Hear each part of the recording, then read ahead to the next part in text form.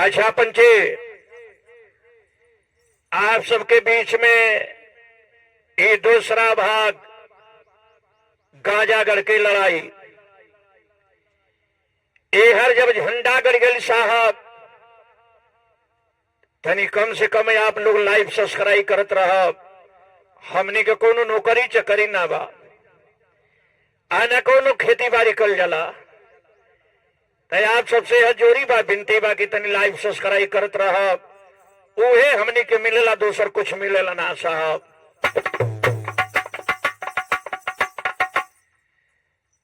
ए हर जब झंडा गड़ गल गाजागढ़ में,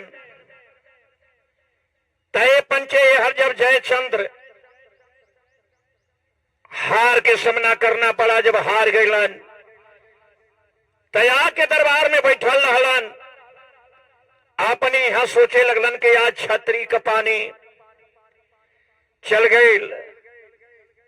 पासी काशी बिजली पासी पिछड़े बरक के होके और जवन बात उनकी पानी बिगाड़ दिया।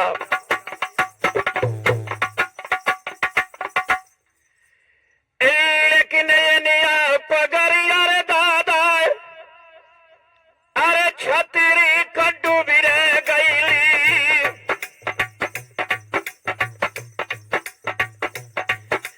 आया बपावल डूबी रे गाइल तलवार।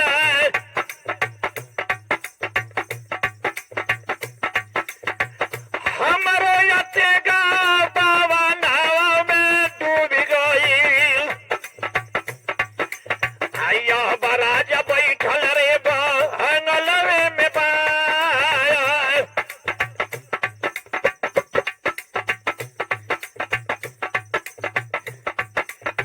चारों ओर खबरिया देखब, देशवा में फैलल बिया। यारे लोग मनवा में करेला विचार। सुनल पवारा चली दबाया लारे कर। छतरी कपनिया बावल डूबल सरकार। काशी और पासी बिजली पासी बिगड़ले बरारी। तल्लाज के बस जयचंद्र बंगला पर सोचत रहलन, लाखन घाई रहलन। लेकिन जब ठीक ठाक भेलन तो कहला, बाबू पानी बिगड़ गई अब छतरी का, बावन डूब गई तलवार। आज काशी पासी यार हमनी के धूल चटा दिहलस। देश दुनिया के लोग सुनी का कही। जयचंद्र जन बातों ढूंढे लगलन भाई साहब, चारों तरफ खबर भेजोलन। जितना छतरी वंश के राजा सब इकट्ठा भइल बा। ये जहां सुनल इकट्ठा भइल की हुई लड़ाई गाजागढ़ से, पंजा झूम चली तलवार। काट दिल जाई मुड़ी अब पासी का, एक कवन परी परवा। तई देखी साहब, तनी पिछड़े वर्ग में वो राजा बन गए लहनों से काशी पासी। त लोगन के दिल दिमाग में ऐसन बात ही आवे लागल, वाह कि राजा रही तो हम ही रही, कौड़ी ले तो हम ही ले, दूसर के हुनाल। खैर हर काशी पासी एहर बिजली पासी अपन झंडा सरहद पर गले रहल लो। झंडा लहरत रहल जीत का साहब। फिर जयचंद्र अपन सेना बिटोरले बाड़न। लेकिन ये लिया जवानवा देखब, अरे सेना या बिटोरले बाड़ा। आया पैया के सुला नादी मानवर के हाल। सजले फौजिया बाहर अब कौन उजा से ले। आया बताया राजा सब बाढ़ ले लकार। ए हर सेना सजवा दिहलन। दिल्ली में रहलन भाई साहब यहाँ का राजा और सिमेश्वर चौहान भाई साहब अजमेर के तरफ के रहे वाला दल बल साज के लोग आ गए कनौज में हाई देखल जाए। आज जब कनौज में साज के लेके आई लोग तो इन्होंने लोगनी का लाखों की तादाद में से ना रहल, लेकिन जयचंद्र बंगला पर बैठल हला सब जब इकट्ठा हो गई तब भाई साहब सेना अपन सजौले वालन उल्टा नगारा सीधा करावे गहरी चोप दिया भरवाए बजगे बाजा मार मार कर लकड़ी जोते अवंता काल बाएं बोले मंत्री दहिने लाला साहेब देवान की साहब कौनो सोचना दी हल जरूरी बा एक चलल ठीक नहीं है। नौवा के लोग बोले बा नौवा से सूचना देता लोग भाई साहब लिखने बना जयचंद्र चिट्ठी कि हुई लड़ाई का जागर में पंजा झूम चली तलवार आराम गोसैया देके दी हम हो ले हाथ पसार हे बिजली पासी हम दल बल सेना लेके आवत नहीं। जब वो चिट्ठी लेके नाऊ चलल बा भाई साहब नौवा जब चलल बा तो देखी होत का बा यारे ये नहीं आया नौवा या बताए चिट्ठिया लेके चलल बंगलारी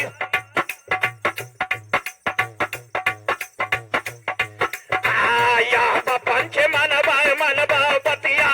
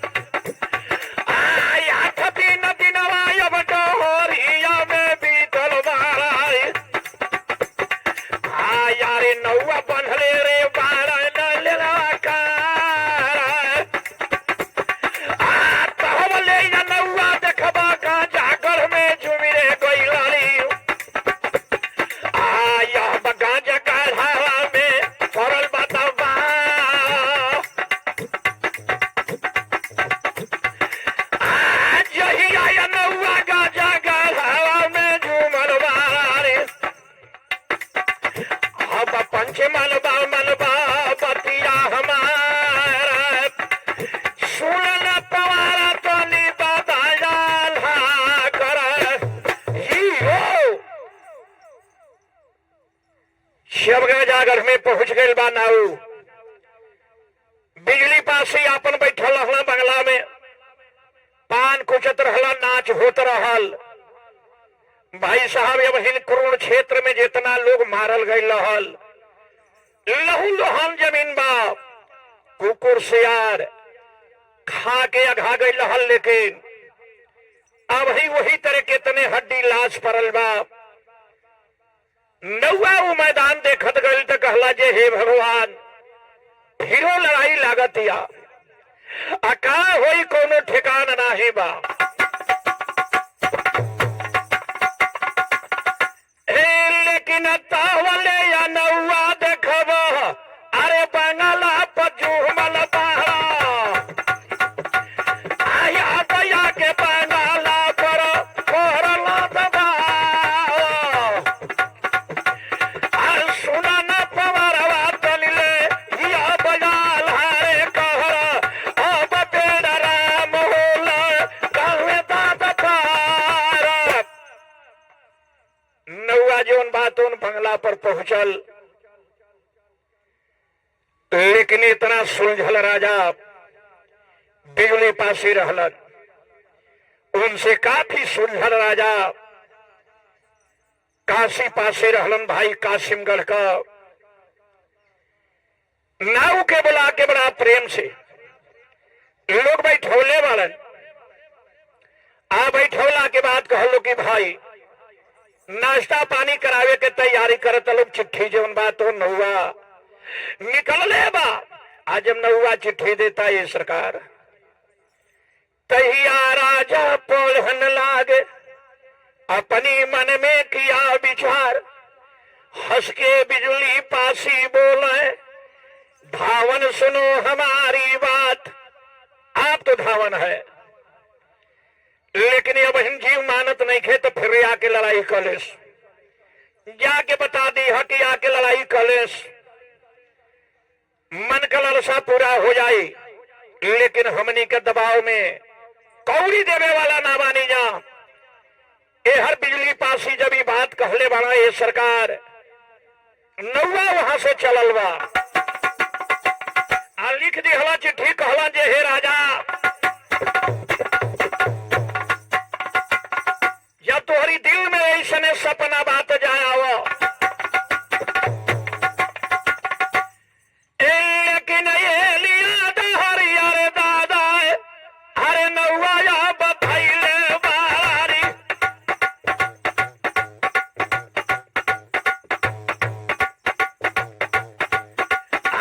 याद पंच मलबा मलबा, अरे बतिया रे हमारा,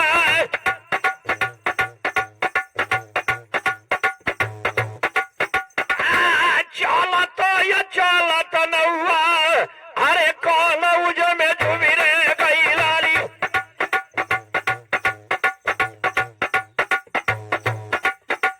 आइया बजू में गई लाली काला, उजाला में ज्वाला।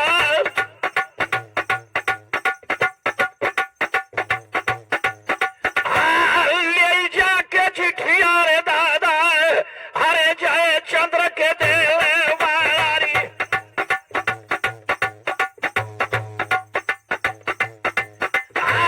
यहाँ बड़ा जमानवा में भाई कोरेला विचार।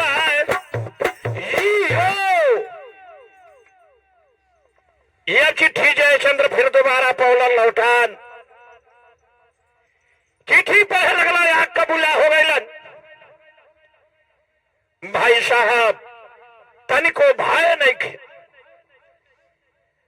लिखले रहला बिजली पासी की, हे राजा जयचंद्र, कौनो जुक्ति लगेबा, कौनो उपाय लगेबा, लेकिन यहाँ दावा लागे वाला ना बा।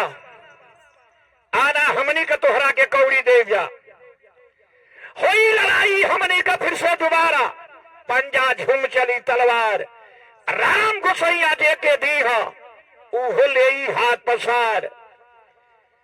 ए हर जब चिट्ठी पढ़ला निकुल भाई साहब, जयचंद्र राजा के पेट में तो कलछुल घुमातिया कि छत्री वंश में हार का मुंह देखना पड़ा। सुमेश्वर चौहान तमाम इन लोग इकट्ठा भइल बा, सारे लोग इकट्ठा होके भाई साहब 2.5 लाख सेना अपन तैयार कैले रहा लोग, घोड़ा हाथी ऊंट। भाई साहब हाथी नहौदा लगल कसाए जेमे न मन गोलाया माय, एक तोप रहे जंजाली जिनके शान कहीं ना जाए। आई हो दादा एकदम सेना सजोले बड़ों से पूछे के ना भाई सरकार, लेकिन सजले या सेनवा बान हवा पर, पंचे मना बात हमारा, सुन पवरवा हो या बयाला कर, बेड़ा राम लगावे पारा, आये कुरसेनवा सोमेश्वर का बारला, दिल्ली का सेनवा रहला सरकार, बाजे बाजनवा लगल बंगला पर, आई अब आगे सुना दीनवन के हाल।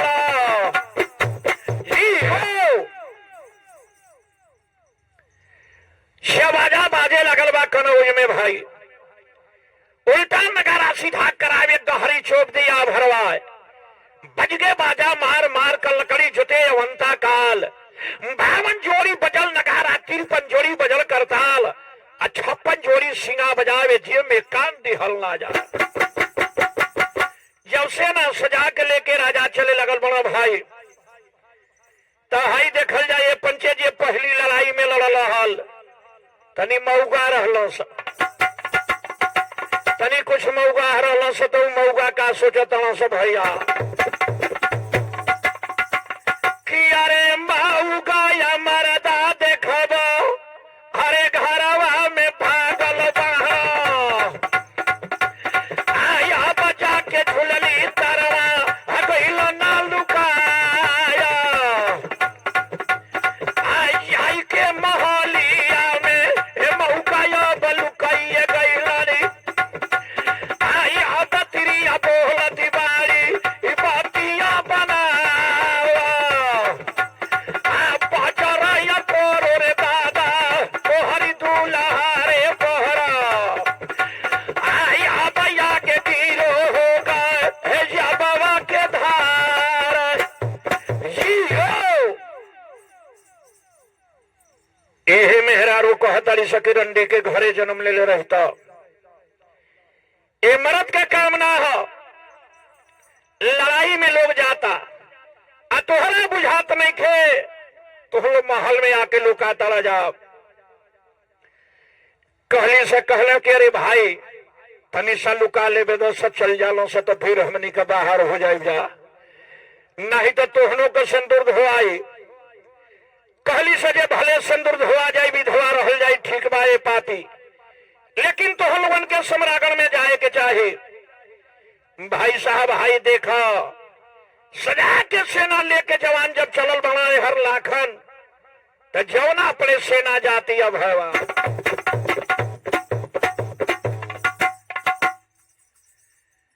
यारे जवने या जवने सेनावा हारे गौआ दादा देखत बाड़ी,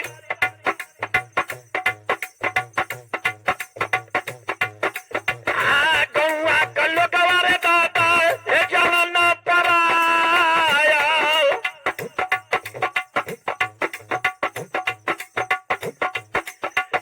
आरे रतिया रे गावे अब ताय दिनावा में धावा तारी, आइया बराजा बनहले रे बा हरण लेला कारा,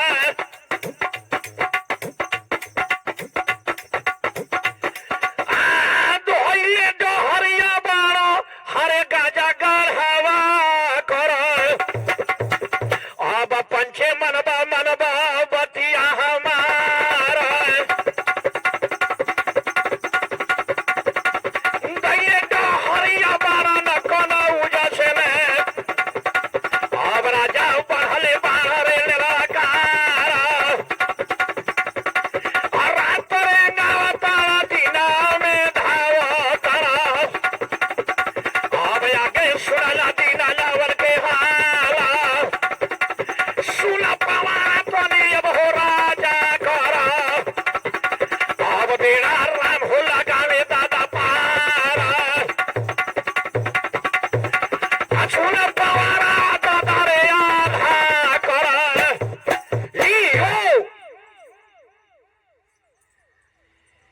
ए हर राजा सेना सजावत अलन ओ हर जवन बात और भाई साहब बिजली पासी और कासिम में खबर भेज दिले बाड़न।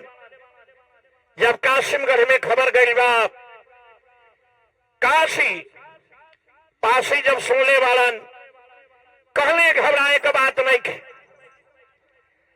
अपने अपने सरहद पर जहे से कहे कहते बेलम लागल सुनते बेलम लागल उनके करत बेलमना बाप, उल्टा नगारा सीधा करावे कासिम, आगे बजा दिया बजवाए, लाखों की तादाद में सेना सजवले वालन। आज सजवा के सेना भाई साहब लेके चलल बलन हर से कासिम, काशीगढ़ से आई हर बिजली पासी गांजा से आपन सेना सजवले रहलन। सरहद पर जौन बात उन बाहर कैला लो, लेकिन एगो काम कर लो भैया, वहां एगो सुरंग रहल टीला रहल, कुछ सेना अपन सुरंग में है ढुका दिहल कि एक बा एक जाके वहां ऊपर आए आके हो जान ना पाए। तयनी से सेना जौन बात उन सजवा के भयवा बिजली पारे। अरे क्षमा कर सभी बिजली पासे एहर काशी पासे अरे ये लिया या सेना वाले दादा अरे अब तसा जवाहले बालारी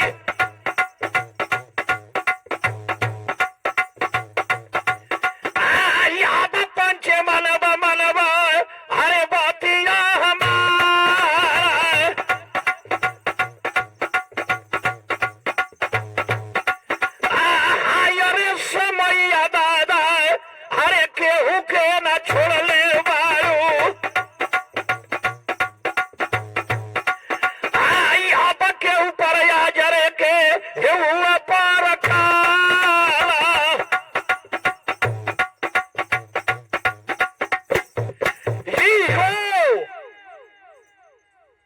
सेना जौन बातवन ठट्टर मरले बावन का आई हर से जौन बातवन जयचंद्र राजा तीन गो राजा मिलके अपन सेना लेके चलल बा लोग। भाई साहब सावधान हो गए वो हर से बिजली पासे सावधान हो गए कासिमगढ़ के काशी पासे यह जयचंद्र का सेना चलतिया। भाई साहब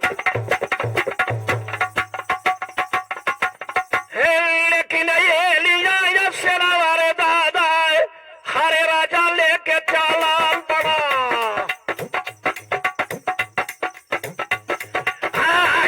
पंचे मनबा मनबा बातिया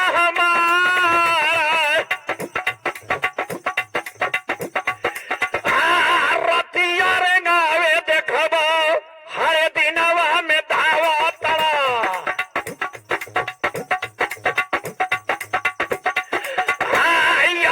ही डोरी में हरे बोले ला मुकामा